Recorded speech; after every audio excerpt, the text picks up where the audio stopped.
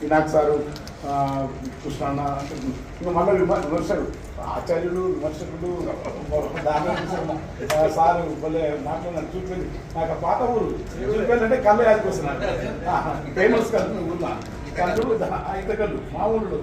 తర్వాత అర్చన నాటకం తెలంగాణలో అంటే మహిళ మా దక్షిణ తెలంగాణ కర్నూలు దగ్గర మా ఊళ్ళో కూడా మీ ఊళ్ళో మొట్టమొదటి అర్చన నాటకం చేసిన ఊరు. అతను ముస్లిం, చాలా మంచి సర్పంచ్ ఉండే.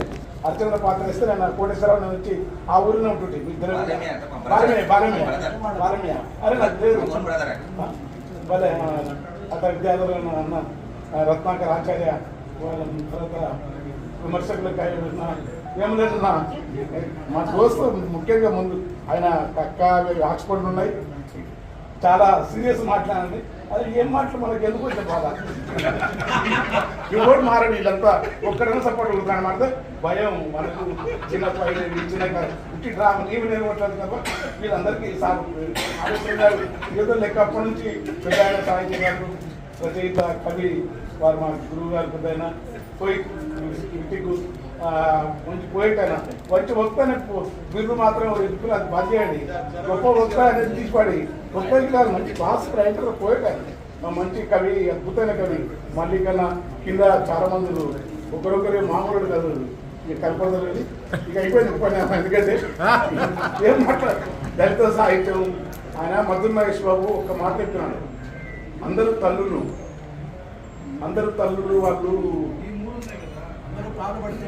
పాల్పడుతున్నాం కాదు, అందరూ తల్లులు బ్రహ్మాండంగా మా ఉత్తమ స్త్రీలుగా అవార్డు అనుకున్నప్పుడు మా అమ్మ పంటల మధ్య పరాభవం అయింది, గడ్డి మోపుల మధ్య పరాభవం అయింది.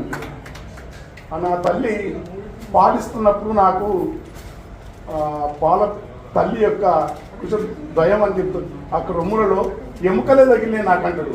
అంత ఆర్ద్రత ఉన్న కౌరాలు. ద్వేషంకి చాలామంది అనుకుంటారు ఆయన చాలా ఆర్ద్రత ఉన్న కవి, దుఃఖం ఉంది. ఆ దుఃఖం లేకుండా ఎవడు మంచి కవి కాదు. దళితులైనా గిరితులైనా వాదం దళితవాదమా విప్లవవాదమా ఏ వాదం అనదు. నీకు దుఃఖాన్ని కాపాడుకునే రసవిద్య కవికి తెలిసి ఉండాలి, దుఃఖాన్ని నిలుపుకునే రసవిద్య తెలియాలి. బాగుంటే బాగున్నాడు కవి ఎందుకను బాగా అంత ఎస్టాబ్లిష్ అని క్రమ పద్ధతి ఉన్నాడు వాడు కవి కాదు, ఒప్పించిన ప్రతిభావంతుడు కవింటుడు.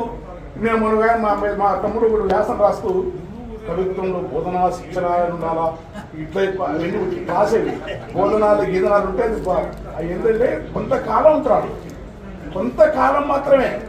ఎవరికైతే ఇప్పుడు ఊరబాయి చదివితే ఆ దుఃఖం ఉన్నోళ్ళే రాస్తారు. ఆ దళితుడా బ్రాహ్మణులు కూడా దుఃఖం ఉన్నోళ్ళు కూడా గొప్ప రాస్తారు.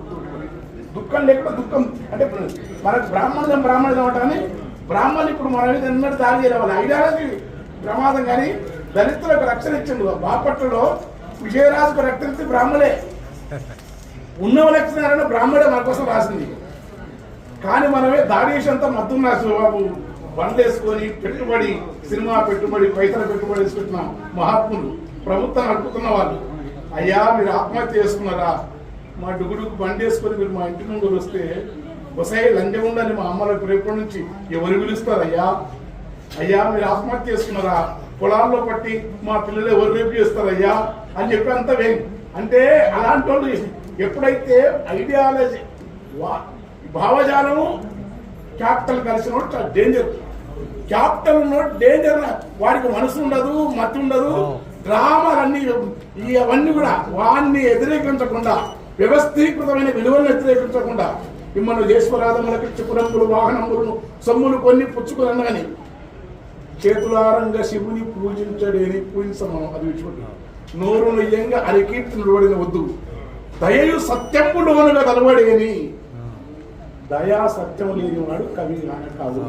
అది ఎన్నది తామ దయ ఉన్నందుకే మద్దుల నగేష్ బాబు కానీ, పైడి తెరేష్ బాబు కానీ, కలేకూరు ప్రసాద్ గారు కానీ వాళ్ళు నా ఫ్రెండ్స్ వాళ్ళంతా నాకు సేమ్ మాది పైడి కొంచెం పెద్దోడు కానీ మద్దుల నగేష్ బాబు నాకంటే 3 ఏళ్ళు చిన్నోడు.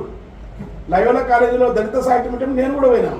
నా అక్కడక్కడ నా పాటలు అని అప్పుడు నా పాటలు వాళ్ళ జీవితం రాస్తే మాది ఇక్కడ మా లెక్క వేరు. ఏముందో అది అప్పుడు ఏమి ఆయన వాళ్ళ మా పద్ధతి ఇక్కడ ఉంది.